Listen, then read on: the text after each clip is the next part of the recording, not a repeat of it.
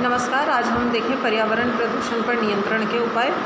तो इनमें कुछ उपाय पर्यावरण प्रदूषण के इस तरह से हैं, जिसमें सबसे पहला है वायु प्रदूषण पर नियंत्रण। वायु प्रदूषण का मुख्य कारण औद्योगिक क्षेत्र से होने वाला प्रदूषण है, जिसमें उद्योगों की चिमनियाँ, ईंटों के भट्टे, ताप बिजली घरों से होने वाला प्रदूषण और अन्य प्रकार से उत्पन्न धुआं जो कि हमारी वायु को जहरीला बनाता है, उनसे निपटना बहुत आवश्यक है। तो इसके लिए चिमनियों को काफ़ी ऊंचा बनाया जाए। पेट्रोल और डीजल से चलने वाले वाहनों की समय समय पर जांच की जाए और समय समय पर उन्हें जब वो ज़्यादा प्रदूषण करने लगे तो उन्हें अयोग्य भी सड़कों पे चलने के लिए अयोग्य घोषित किया जाए और उन वाहनों के लाइसेंस रद्द किए जाएं। इसके अलावा ऐसे उद्योग जिनसे बहुत जहरीली गैसें निकलती हैं, उन्हें शहरी आबादी क्षेत्र से दूर स्थापित किया जाए, ताकि उसका नुकसान आम जनता को नहीं उठाना पड़े और भोपाल गैस त्रासदी जैसी दुर्घटनाएं भी नहीं हों।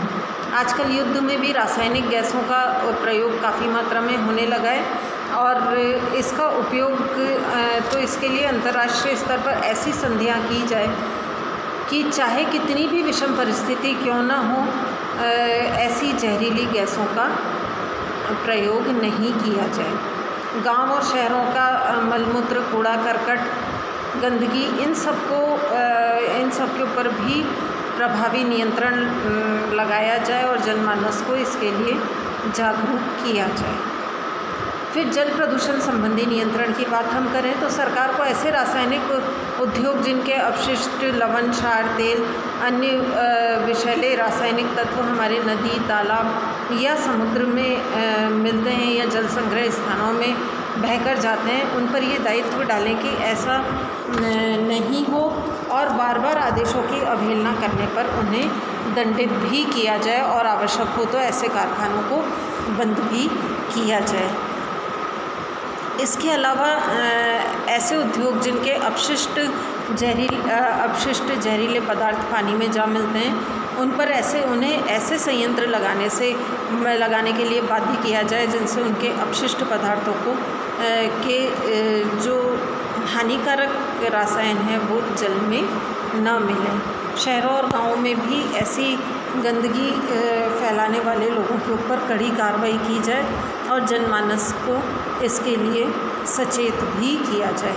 फिर तीसरा, ध्वनि प्रदूषण पर प्रभावी रोक की बात अगर हम करें तो ध्वनि प्रदूषण की समस्या हमारे शहरों में ज़्यादा बढ़ती चली जा रही है। मंदिर, मस्जिद, गुरुद्वारे, शादी, बर्थडे पार्टीज़, इन सब के अंदर होने वाला जो शोर है उसके ऊपर प्रभावी रोक लगाई जाए और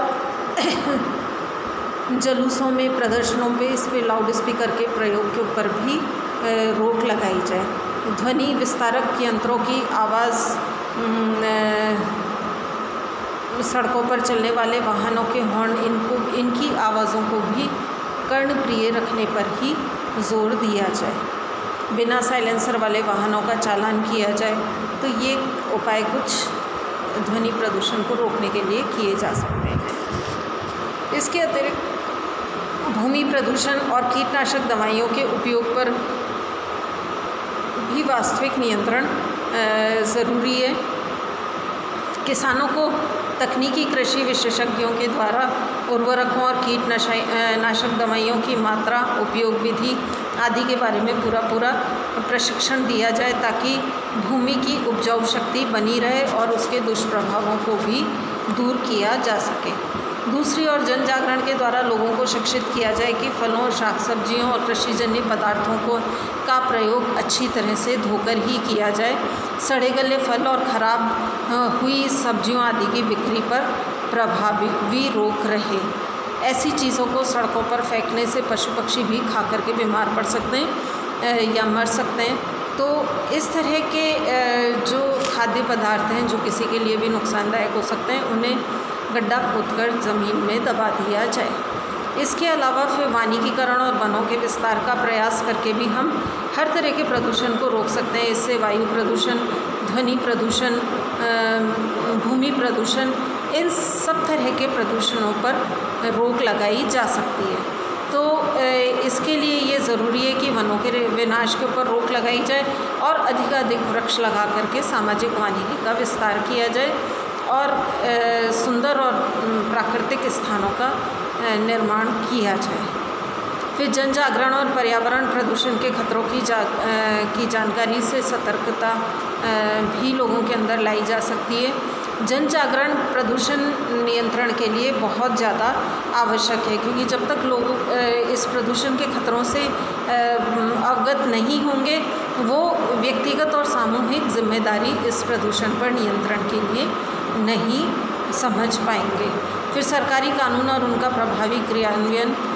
सरकार ने भी वातावरण को प्रदूषित होने से रोकने के लिए कई तरह के कानून बनाए हैं और कानूनों की आवश्यकता भी है, और इन कानूनों का प्रभावी नियंत्रण वो सरकार को लगाना चाहिए।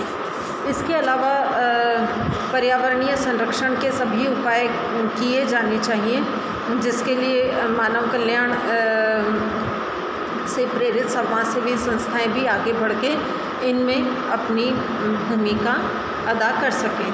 फिर पारिस्थितिकी संतुलन को बढ़ावा दिया जाना चाहिए ताकि और पारिस्थितिकी संतुलन को बढ़ावा देने के लिए ऐसे स्थानों के ऊपर बांध नहीं बनाए जाने चाहिए जो पारिस्थितिकी असंतुलन पैदा कर देते हैं। फिर जनसंख्या